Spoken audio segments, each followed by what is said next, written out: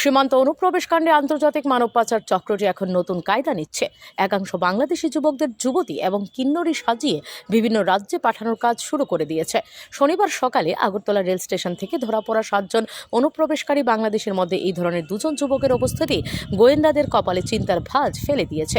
যদিও রাজ্য এবং কেন্দ্রীয় গোয়েন্দাদের কঠোর নজরদারিতে নিজেদের পরিকল্পনা সফল করতে পারেনি মানব পাচারকারীরা।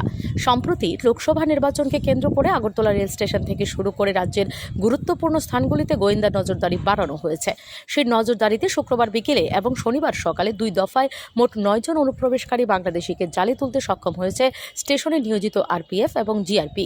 স্টেশনে নিয়োজিত রাজ্য ও কেন্দ্রীয় গোয়েন্দাদের ইনপুটের ভিত্তিতে এই 9 জন বাংলাদেশিকে জালে তুলতে সক্ষম হয়েছে আরপিএফ এবং জিআরপি।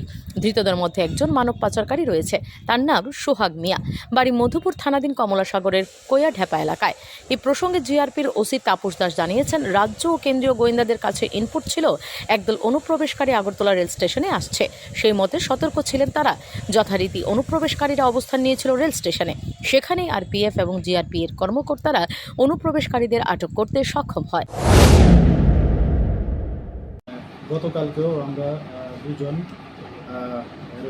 মানে আমাদের সন্দেহ হয় যে তারা সম্ভবত আমাদের ত্রিপুরা থেকে অন্যত্র যাচ্ছে। তো গতকালকে আমরা দুজনকে গ্রেপ্তার করেছি। এর মধ্যে একজন আমাদের মানে ইন্ডিয়ান টাউট আর একজন বাংলাদেশের এক মেয়ে।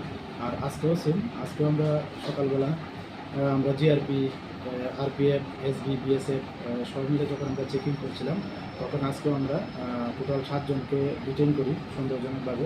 তো তাদের জিজ্ঞাসাবাদ করে জানতে পারি তারা সবাই বাংলাদেশের লোক এবং তারা আমাদের ওই যে একটা কাঞ্চনজঙ্ঘা একটা এক্সপ্রেস আছে, ওই ট্রেন দিয়ে তারা চেন্নাই যাওয়ার উদ্দেশ্যে আজকে এসেছিল।